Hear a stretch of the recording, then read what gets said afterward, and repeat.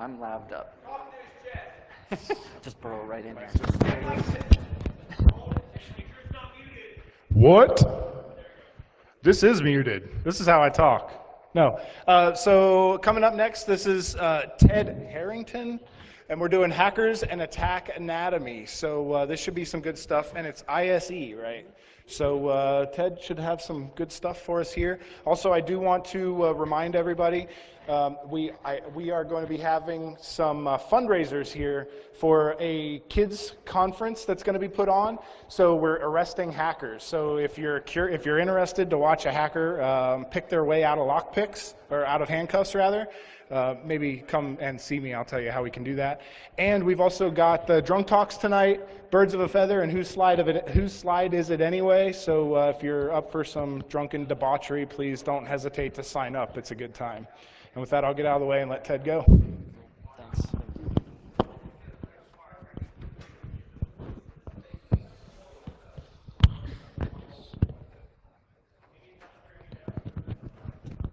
All right. Cool. Well, pleasure to be here, guys.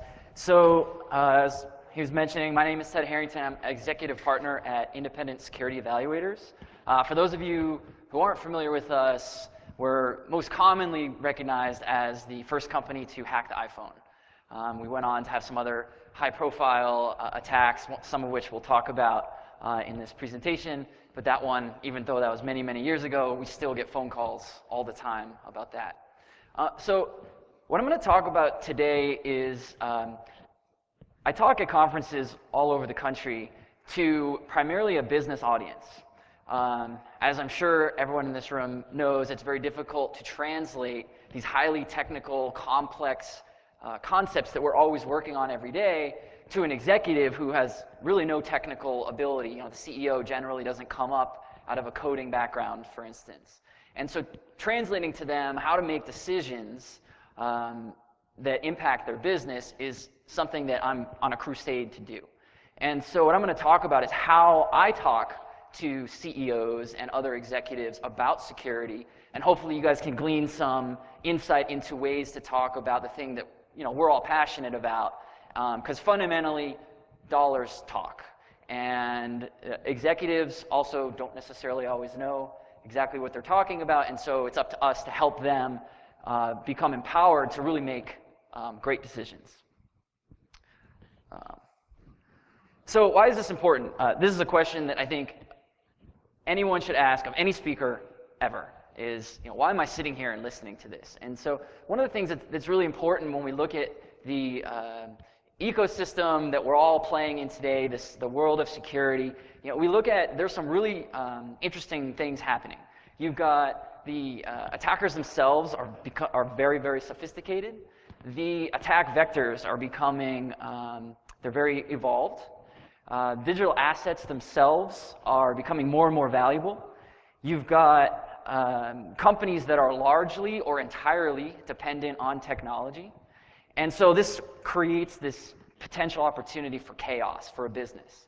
But of course, talking about FUD doesn't really help anybody. So what we always want to keep in mind too is that there are actually practical things that businesses can do in order to defend against these highly sophisticated adversaries that we see today. So what I'm going to do, how I'm going to structure this talk, is we're going to talk about a series of attacks. We're going to break down at a high level how they worked, and then we're going to extract from them the business lesson and how executives can implement things to become more resilient. So the first one we'll talk about is Texas Instruments. So this is actually a story about the birth of our company. We were born in 2005 out of the Information Security Institute at Johns Hopkins. Anybody familiar with that particular program? Okay. So it's a PhD in computer science, but specifically with a focus on information security, as the name would suggest. And so at the time, in 2005, my business partner, two of his colleagues in the program, and the director of the program wanted to study some RFID systems and set up a lab to do so. And the the emphasis was that if we were successful in breaking some high-profile systems, there might be some commercial interest, and so maybe we should put a company together. And so we started with the Texas Instruments DST-40. The reason that we chose this, there were two main reasons that we chose this particular system to study first. One was, at the time, 2005, this was considered unbreakable. And I put that in air quotes because I think everyone in this room would be smart enough to never say that about anything ever. Especially if you say that to a bunch of hacker-minded computer scientists, they're going to say, challenge accepted. The second reason is that this system powered two really important use cases, very high-profile use cases. One is the immobilizer function of Ford Motors ignition keys. So there's, of course, the physical turnover. You stick your key in the ignition. It turns the ignition over, but there's also a communication relay between the onboard computer and the key that says, is this the authentic key? If so, I'll turn the car on, and if not, then I will kill the switch. So there's obvious implications there for theft, for personal safety, and obviously Ford, very well-known brand, widely deployed devices. ExxonMobil was another use case of this same system, the ExxonMobil Speed Pass in particular. And ExxonMobil Speed Pass is it's a little dongle that goes on your keychain, it connects to your credit card, and so you can pump gas by just wanding it. Obvious payment implications there. And so what we did was we set out to study the system, and these are the images of the use case. So we set out to study this. It took about 2 weeks to reverse engineer the cryptographic algorithm. A couple more weeks, we had a non-functioning prototype. Turns out there was a small piece of error-correcting code that was preventing our prototype in the lab from working out in the field. And then a few weeks later, we had resolved that last piece, and we had a fully functional radio. And so we proved concept by inviting several news outlets to come watch us demonstrate it. And what we did was we started a Ford with a key that we had made at Lowe's in front of them for $1.25. And we started that car, and we drove it to an ExxonMobil station, and we pumped free gas. So sure enough, there was a ton of commercial interest, and every major news outlet wrote about it: USA Today, New York Times, Wall Street Journal. The list goes on, and companies came calling. And so that's how we were born out of that particular attack. What was interesting about that is we've grown now into a very sophisticated commercial enterprise class consulting firm, where still about 20% of our time is that type of research, where we're just looking at a system and trying to find out what are the vulnerabilities with it in order to advance some particular cause. And the other 80%, enterprises actually hire us to say, here's our system, here's access to everything, source code, you name it, and tell us not just can you defeat it in one way, but what are all the ways that an interested bad guy would compromise everything and help us develop some mitigation strategies. So the next one that we'll talk about, show of hands here, who has not heard of the target breach? Okay. All right, so good. I was worried there was going to be even one hand. So obviously this is a very well publicized, very well documented case study. What's really, really interesting about it is that we can really talk about some specifics. I don't know about you guys, but in my career, we've seen so many systems that impact so many people, but we're not allowed to talk about the vulnerabilities we've seen in it for reasons of non-disclosure. And in this case, we can actually break down how the attack worked and extract some lessons from it. So in the case of Target, again, keep in mind that this presentation is intended to talk to a business audience. And so I take the way I describe things to a very high level. And so anyone who's studied this attack can be much more specific about some of the details that I'll talk about, but to a business person, that's actually not important. What's important is the conceptual approach of how that it worked. So fundamentally, the attackers, through a spear phishing campaign, were able to obtain some credentials of the HVAC vendor. The HVAC vendor had remote access to Target's network environment for reasons of monitoring energy consumption, making sure that the stores were of the appropriate temperature when the store would open, so that if it's too hot or too cold and customers can't come in the door, then can't make money. And so it makes sense that this HVAC vendor would have this remote access. But what they should not have is access to the payment environment. But the attackers, once they had the credentials and were in, using the authentic credentials, were able to jump from the maintenance environment into the payment environment, install the RAM scraper malware that basically just copied digits that looked consistent with credit card numbers, and copied those to a text file, basically. And anyone who's familiar with PCI or the way credit card transactions works knows that credit cards are encrypted virtually all of the time. But virtually is not entirely. And there is that millisecond when they're decrypted to perform the transaction, at which time the malware would copy that string. Now, once they had this file, this growing file of data, the next challenge was exfiltrating the data.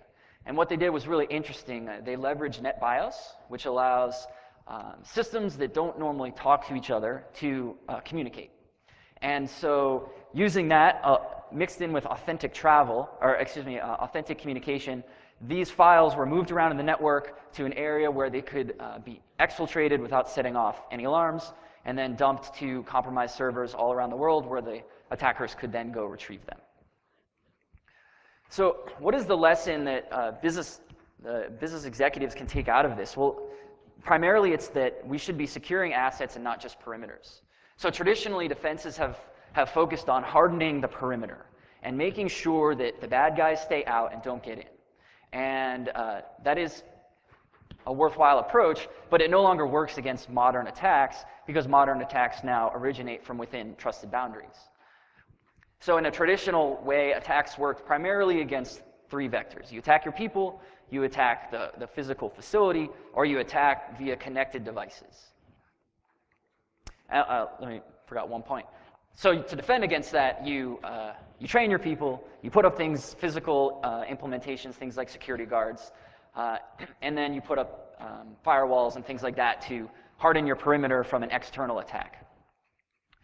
But in today's environments, third-party systems are so integrated into an infrastructure that there really is no distinction as clearly between external and internal. And so the way that a modern attacker will compromise a system is through stepping stone. They'll go after a startup or some smaller company who hasn't necessarily invested the resources in security, use them as the vehicle to get into the true victim, and then from there, they're now behind trusted boundaries, and in many systems, there is the ability to go anywhere else in the network once you're inside. And that's more or less what happened in the case of Target. And so what we're always advising companies to do to defend against that is to build layers of defense in depth. So if we think about your environment right now today, if there was a bad guy in it, as we're speaking, what would he have access to? And so that mindset of thinking that they're in today, well, now I'm going to firewall off my most valuable assets away from other assets and make it difficult internally for an adversary to move from one area to the next. That's how we thwart or at least make it more difficult for an adversary to perform attacks like this. So the next attack that we're going to talk about, I can't actually mention the particular company by name, but I can talk about the metrics they were able to pull out of it. So I can't talk about that name because they were a customer of ours, and obviously non-disclosures are preventing us from talking about that, but they are a secure chipset manufacturer, a major secure chipset manufacturer. And they came to us and they said they really wanted us to do a black box penetration test. So show of hands, who here is in a penetration tester? Okay, so just a few. Who here is familiar with the concept of penetration testing? Okay, pretty much everybody. All right. So they came to us and they said, we want to do a black box penetration test. And we said, why? And they said, we want to understand what can an adversary do, or what is the likelihood that they can obtain, what's the likelihood that they can defeat our defenses? And we said, okay, well, that isn't really what you want. What you actually need is a white box vulnerability assessment. And we had some back and forth. We negotiated on it. Ultimately, they wouldn't give, and we wound up agreeing to do both. To do first a black box test, which is something that we very strongly advise against, and then a white box assessment, which is what we generally do. Though we didn't want to do the black box, and I'll get into that in a minute, the distinction between the two, the reason that we were actually okay with this particular case is we knew it would give us some really good metrics to talk about. And again, as we're talking, sort of taking a step back from this talk and making a comment about why we say things in a certain way, numbers are what drive executives. So we always want to talk about, when we're talking about security, talk about metrics, talk about financial ramifications, either financial upside or financial downside. Those are the things that make executives tick. So in this case, we were willing to do this type of review in order to get some of those metrics in a side-by-side comparison. So the reason that black box penetration tests are not good and white box vulnerability assessments are good is that the results that you get from a black box test are in fact incomplete. So if you find certain issues, it does not mean you found all of the issues. If you don't find any issues, that does not mean that no issues exist.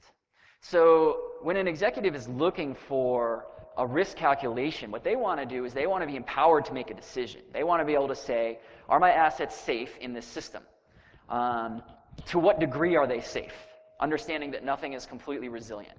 And if the acceptable risk meets their criteria, they'll use the system. If the risk is too high, they won't. You cannot achieve that proper risk calculation with a black box test.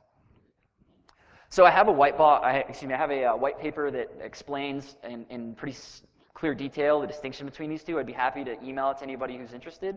So I'll keep it higher level, but primarily the difference between a black box penetration test and a white box vulnerability assessment comes down to a few things. So one is the methodology. There's a difference between white box and black box, and that's all about knowledge and access level. So in the case of black box, you only have external information. Publicly available information, maybe it's on a marketing website. You test various inputs, see what the output is, progress the attack in that way. In the white box scenario, you have access to everything, from source code to design documents to engineers. You just have full system knowledge, insight into how the pieces work. As far as the evaluation type itself, the difference between penetration test and vulnerability assessment boils down to objective. So in the case of a penetration test, the purpose is to determine a binary outcome. Can I or can I not circumvent the defenses? In a vulnerability assessment, the objective is to understand complete understanding of where the vulnerabilities are and to determine mitigation strategies for each of them that harmonize with the business purpose of the system.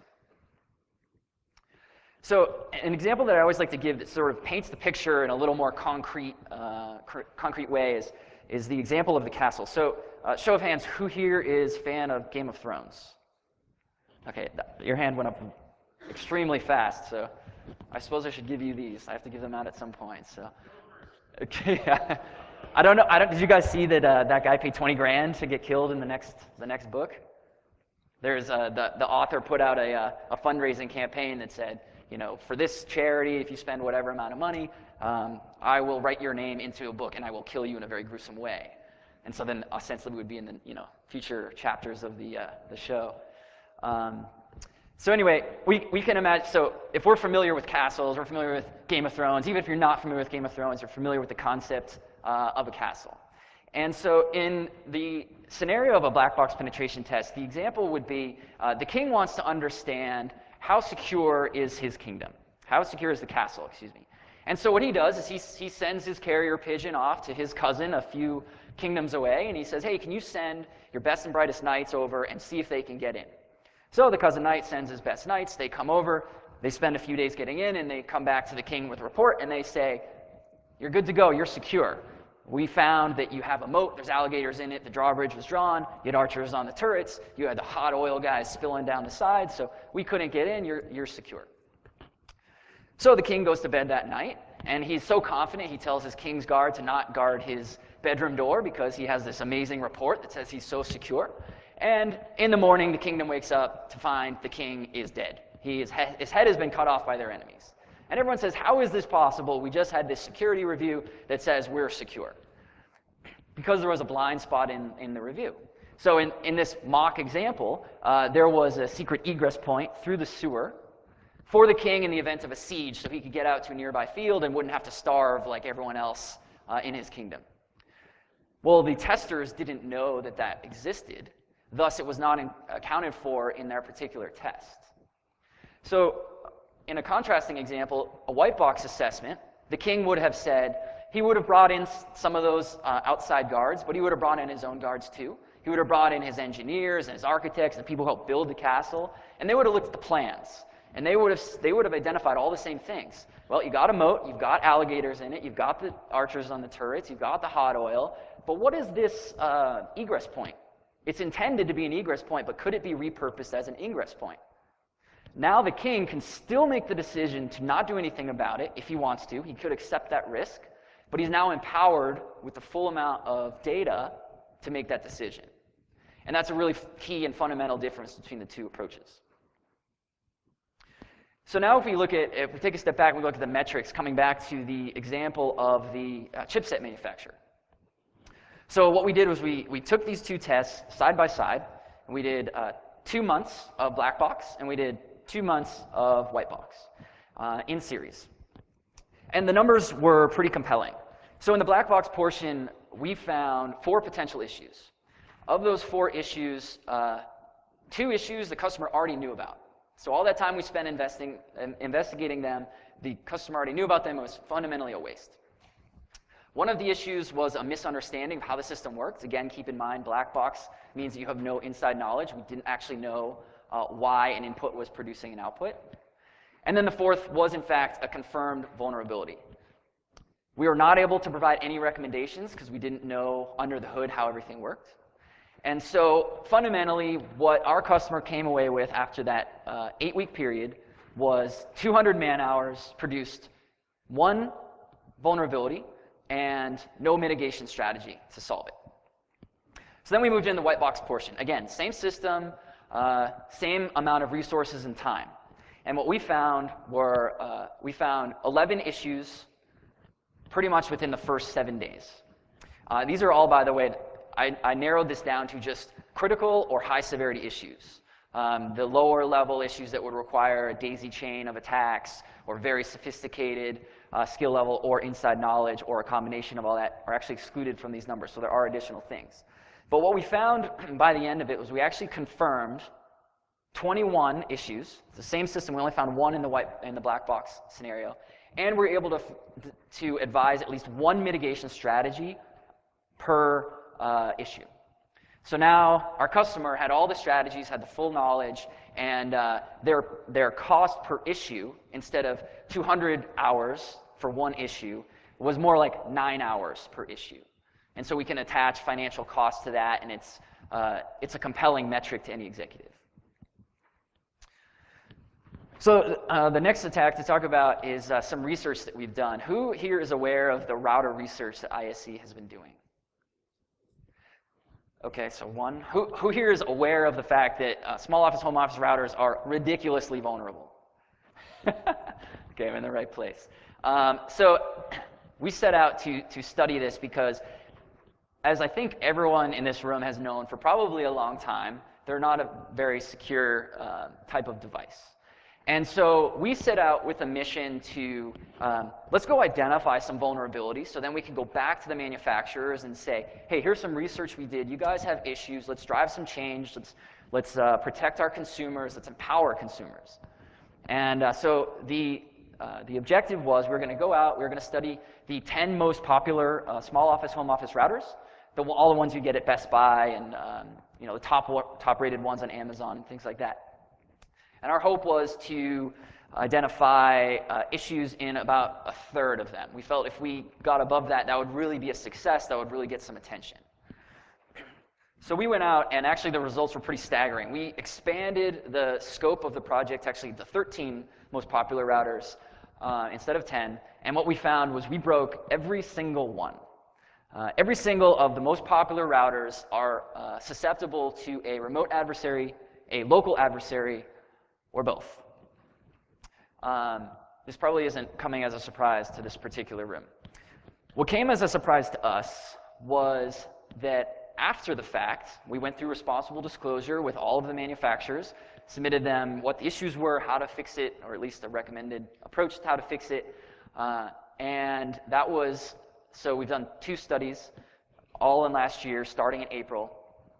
Here we are, it's June of 2014, and nothing has changed. And I'll come back to that in a minute. But the two attacks that we found were really different and interesting in different ways. So the first was some of the routers are able to be attacked remotely. And so the concept is someone in their office or their lair, wherever they are on the other side of the world, can attack me in my home office on the beach. And I'm based out of San Diego, so that's what my office looks like. And it's as simple as all they have to get me to do is to click a malicious link. And the routers themselves have no defense against what would be happening on that malicious link, and now they completely control all the network traffic. What's potentially scarier is actually the local attack. And so the local attack is what we call point, click, kill. And so this is as simple as an attacker can walk into your Starbucks or wherever there's public Wi-Fi. They run a tool to determine what type of router is powering that Wi-Fi. And then they cross-reference it with a registry of attacks. Now that ours has been out for well over a year, this would be one, or others. The other researchers have gotten into this too. And then they just run the automated attack. There's no defense against it, and what makes it a little scarier is no user interaction is needed. Not that humans are in any way the most secure part of any system, but at least there is that one extra step in the other attack. And this, there is none. And so the worst case scenario that we had articulated to the router manufacturers, and then at all the talks we gave at Black Hat and DEF CON and DerbyCon and all the conferences that we've been talking about it since, is that there could be a self-propagating worm that would just go from router to router. And earlier this year, actually in March, it happened, as this headline first reported.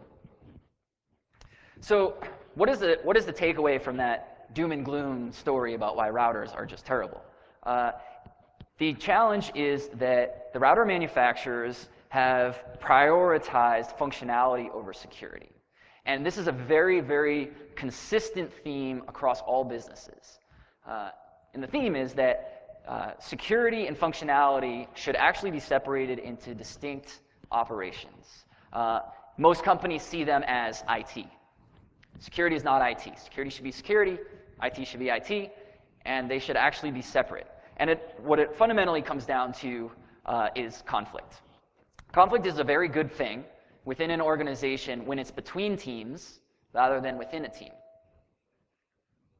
So an example, if we take a step out of IT for a minute, and we talk about somewhere else in an organization where conflict is good, a really good conflict is between Chief Marketing Officer and Chief Financial Officer. Chief Marketing Officer, if you didn't have a CFO, might say, here's this great conference I want to go to. I'm going to spend $100,000 on a booth and steak dinners and all these things. And, well, what do you know? I write my own check. I'm going to do it. Well, the purpose of the CFO is to say, hold on, before we write that check, prove to me why this is the best use of money for our customers and for our business. And so what that does is that facilitates dialogue. So the outcome of that dialogue might in fact be that, yes, we should spend this $100,000. It might even be we should spend more. Or it might be that we should spend less. But whatever the outcome is the best outcome for the organization. So when we look, moving back into the security aspect of it, security and functionality have different priorities. So security cares about things like protecting assets. What does access control look like? Defense in depth. Your functionality team cares about things like user experience and on-time delivery and performance. None of those overlap. And so when those are in the same team, naturally prioritization has to happen. And what's going to happen is 9 times out of 10, the functionality priorities are going to be numbers 1, 2, and 3, and the security priorities are going to be 4, 5, and 6. We see it time and time again. Okay, so the next attack we'll talk about is Snapchat. So show of hands, who here uses Snapchat? It's aimed at teenagers, guys. I'm always curious to see who raises their hand to that, because I feel like you should probably also like the Twilight vampire movies and things like that. But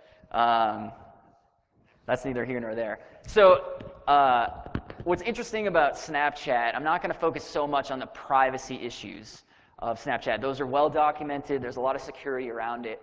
But what's interesting is the ability through Snapchat to actually obtain information that can then be used in other attacks. And so Snapchat last year was in fact hacked. And what was hacked specifically was their add a friend feature. And so what they did, this was December of 13, they rolled out a feature that basically says, let's upload all of your contacts to Snapchat. Snapchat will spit back to you who are Snapchat users. And then with a click of a button, you can add them, and now your buddies are sending dick pics to each other, and you're good to go. Which is pretty much what Snapchat's for, I'm pretty sure. So, the problem is they were in such a rush to push this out that they failed to put on the proper protections. And so what winds up happening is you're supposed to upload your contacts to the server, the Snapchat server, and the server will come back with who are the Snapchat users of who you know and you submitted to Snapchat. Well, they didn't put any sort of rate limiting on. And so what the attackers were able to do was just upload a massive database of all the phone numbers in, say, the 617 area code. And then Snapchat spit back all of the user information. And so what the attackers were able to obtain with that was things like the username. And so most people use the same username across services. Attached to that username is an actual name and a phone number. And so now, for anyone who was in the session right before this, where they're talking about social engineering, you have a very powerful few pieces of data to go social engineer pretty much every other account. And so what is the key lesson that we can take away here from a business level? And it's the fundamental security paradigm that I talk about till I'm blue in the face, and I'm sure you guys do too, or hopefully you do. The idea of building security in, not just bolting it on. Most companies are in such a rush. This is sort of an extension of security reverse functionality, but most companies are in such a rush to get the product out the door, or upgrade the iteration, or release the new feature, that security is sort of the last step.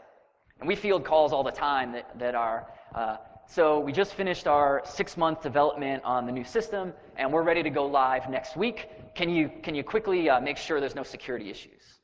And we have to laugh because it takes many, many, many weeks to really do this right, plus your own mitigation time. But it's a starting point. We usually work then into the next release. But when we look at it from a financial perspective, building security in actually winds up being less expensive. So who here is familiar with this graph? Okay.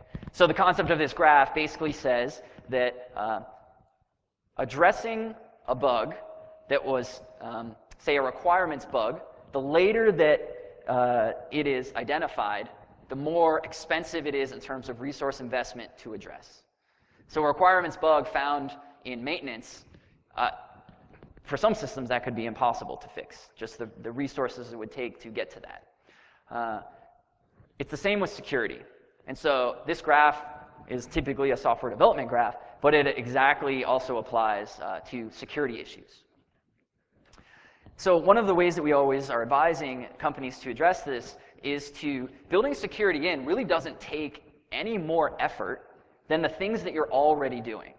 So I chose to describe a waterfall methodology here, but a similar conversation can be had about agile or other methodologies. But so for instance, when you're in the requirements phase and you're talking about things like, well, what are the business needs of this system? What are the user needs? All the right people are in the room to also extend the conversation to, okay, well, what's our threat model? What are the assets that this system's going to touch? And what adversaries would be interested in those assets? So that now we move into design, we can start considering those things as part of the design. And when we look at the metrics, conceptually everything I just described sounds great. But what if we're talking about a real financial ramification that makes things more expensive and challenging? And so what we did was we went through our own work. We aggregated all the metrics from our own customers over the past 9+ years that we've been in business. And we anonymized everything, aggregated it, and what we drilled out of it was that, in fact, it is less expensive to build security in rather than bolting it on. And there's 2 areas of savings. So one area is the assessment cost. So having someone like an ISE actually help a company harden their system, it's about 90% of the cost to build it in over the life of that process versus the 100% of the cost to do a security review at the end. So that's a notable savings, but it's not mind-blowing. But what is mind-blowing is the remediation cost. And so what we found, like I said, we looked through all our own numbers, and we found that primarily when we found applications had bolted security on at the end, it was about 25 times the cost of fixing those issues than if they had just been addressed throughout the development process. And in the case of an infrastructure, it was about 300 times the cost. So again, we just need to attach a dollar value to a man-hour, and then there's your business case to the executives. So the next system that we'll talk about is the iPhone. I mentioned at the top of this talk that we were the first people to hack the iPhone. If we can all rewind in our mind back to when the iPhone first came out and how it was just the hottest product out there, and in some ways people still think it is one of the hottest consumer electronics products, but when it first came out, I mean, it changed everything. And so for that reason, we wanted to be part of that. And so we started looking at, well, how can we be first out of the gate to break this system when it comes to market? And there will probably be lots of others. So our approach was, what we did, we looked at, we focused on the Safari web browser.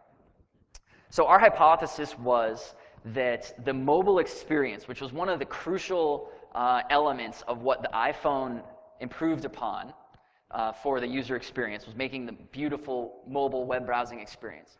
We figured that Apple would probably take the existing Safari desktop browser and migrate it to a mobile version. And so in the weeks leading up to the release, we studied all of the vulnerabilities that were being disclosed about Safari. We identified a few that we were thinking, with the priority queue of issues to be addressed by Apple's developers, we identified a few that we thought might not actually be addressed, might actually still exist in the mobile version. And so when it came out, we had a few scripts that we were already prepared to run against those, and sure enough, one of them worked. It was a buffer overflow attack, and basically what it did was when a user went to our website, a malicious website, it took administrative control over the phone. So we could do everything that the phone could do. We could add, delete, modify contacts. We could modify pictures. We could send and receive text messages. Same with emails. And actually, how we proved it, it was kind of funny. We were working with a reporter from the New York Times. The reporter was at his desk in New York, and we were in our lab in Baltimore, and sending text messages, from his phone. And of course, he was in on it, and it was fine. Nothing malicious happened out of it, but we were able to prove it. And then from there, just similar to the ExxonMobil story, where just everybody wrote about it and still write about it today. So, anybody familiar with people like Charlie Miller or some of those high profile? Yeah. So Charlie Miller is an ISE alum. He was running this project and has gone on to do great things. So what's the key takeaway here? The key takeaway is that security is an ongoing process. So what we keyed in on in this attack strategy was we keyed in on the fact that there might be some things in the development process for Apple that weren't being addressed at appropriate intervals. And we leveraged that by taking known information to create an attack. So what this graph represents is the idea that over time, a system gains in complexity. As you iterate, features are added. We're all familiar with feature creep, right? So a traditional way of looking at security assessment is, as I develop, as I iterate the system, I will have security come back and be part of the process periodically over time. Some cases it's as infrequent as every 2 years. A typical assessment cycle we've seen is about a year. Problem with that is once you've had that review, mitigated any issues, and then continue to develop, the security baseline doesn't change, but the attack surfaces do.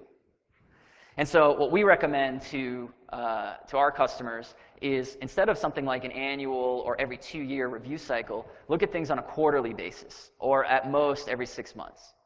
And what happens there is that, yes, as you continue to add features and functionality, you're going to expand attack surfaces, but security will be right there with it to close them back up. So again, I just suggested quadrupling, or in some cases, octupling, 8 times what security reviews companies mostly do. So what am I really asking of our customers? So we wanted to look at the data and say, are we asking them to really a huge increase in cost? And what we found actually, again, looking at all of our own data from our own customers as well as publicly available information, it's actually less expensive. It's actually less expensive to get 4 reviews a year than it is to do 1 a year. And ultimately, what that boils down to is that you're streamlining things, like you're eliminating your learning curve. If you took a developer off of building some system for a year, brought them back on, they're not going to hit the ground running. They're going to have to relearn where things stand, get reacclimated, and there's just sunk time there. And all of that gets recouped when security is engaged at a more regular interval.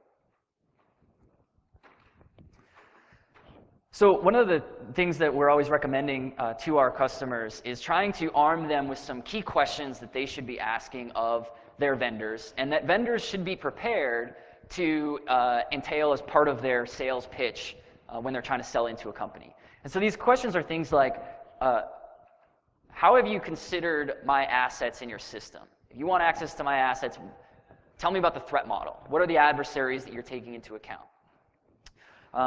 What design principles have you built into your development methodology? Things like defense in depth, principle of least privilege, so on and so forth. It's a good blanket question because the ones who haven't built any in will say, and the ones who have very proactively built it in will be able to answer that immediately. What sort of attack surfaces does your system introduce to my company, whether it's my own system or my infrastructure? There's nothing wrong with admitting that a feature is an attack surface. As a matter of fact, ignoring that a feature is an attack surface is a weakness. What sort of testing has been done during development, and at what periods? Have you been doing those just a Nessus scan and just gotten back some reports and then done anything with those, or is it a more intensive manual white box type review that's really identifying and mitigating those vulnerabilities? And then once the system is deployed, what sort of review are you doing on an ongoing basis? How often are you doing it? What type of review is it?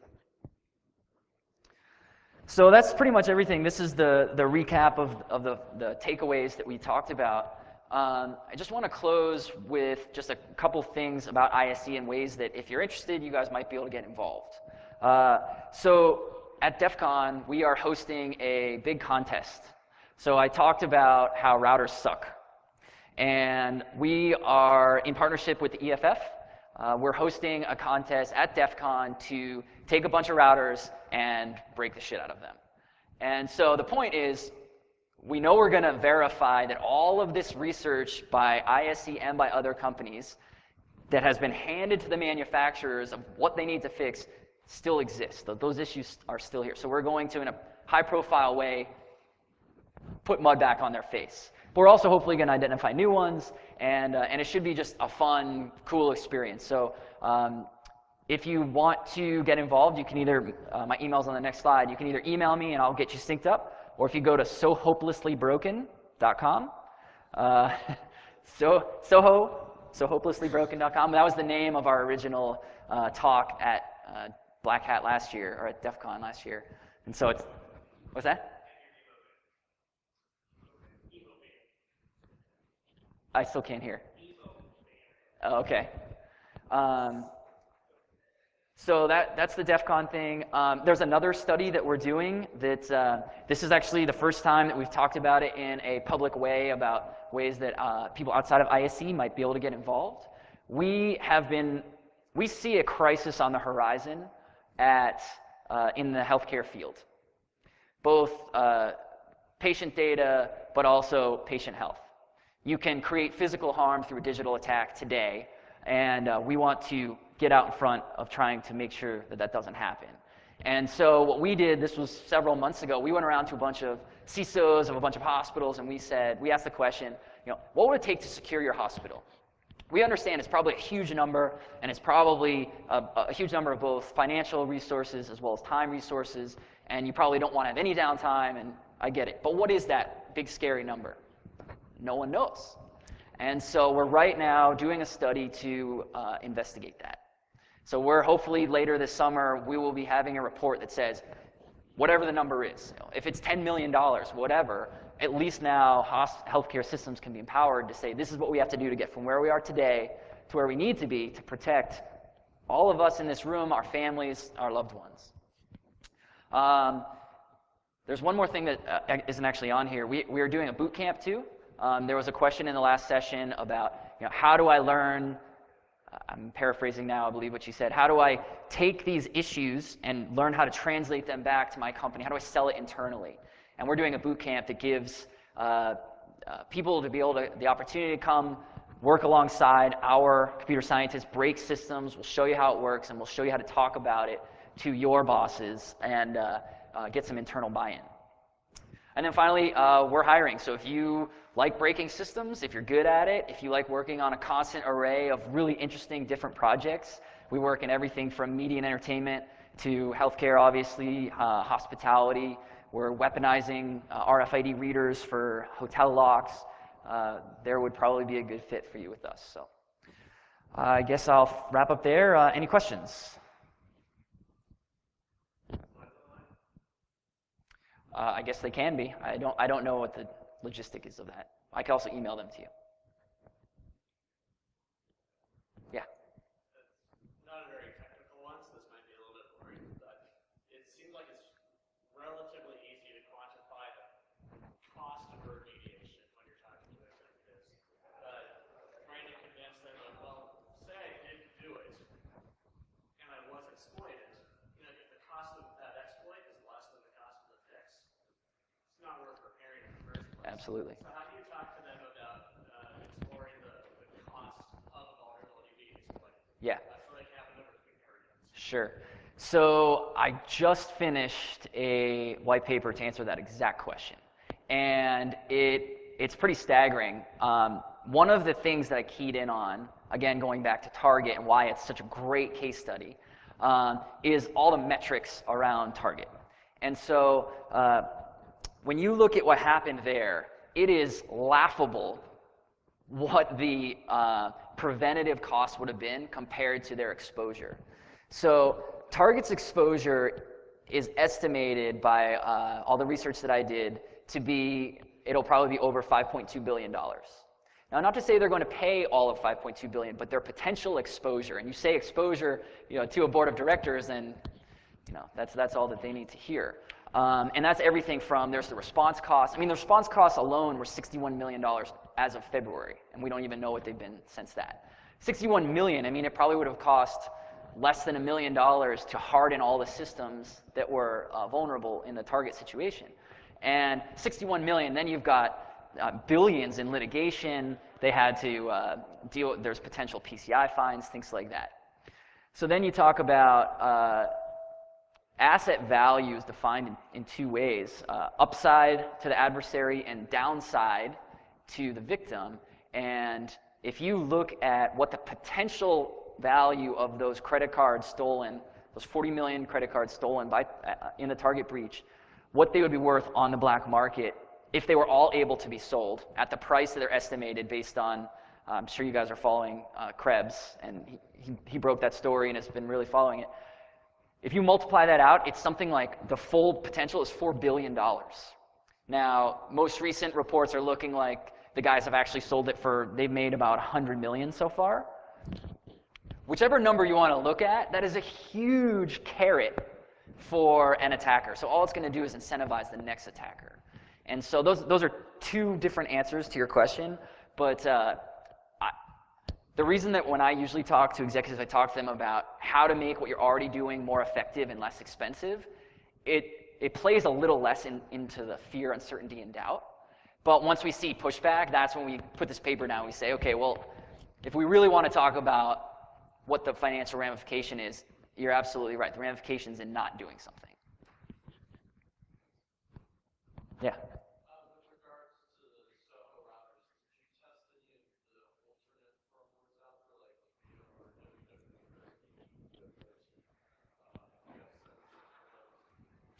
like I would need to double check on that. I can send you the link. It's I don't remember the link off the top of my head. I can email you the link though if you want, and there's a page on our site that clearly articulates everything that was covered in the study. Does that include mitigations? There were mitigation strategies, yes. Yes. Back on the black box versus white box analysis, in the black box, you did that first, obviously. Mm-hmm. You identified 4 or 5.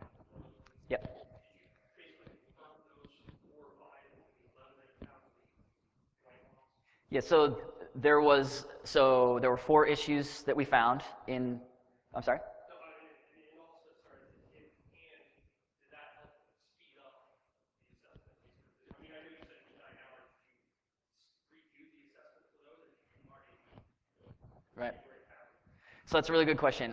So of the 4 issues we found in the black box, only 3 were actually issues. One was misunderstanding. So of those 3 issues, and like I said, 2 of them the customer already knew about, we did find those in the white box portion. The time in the black box assessment did not in any way help the white box other than the basics of familiarity with the system.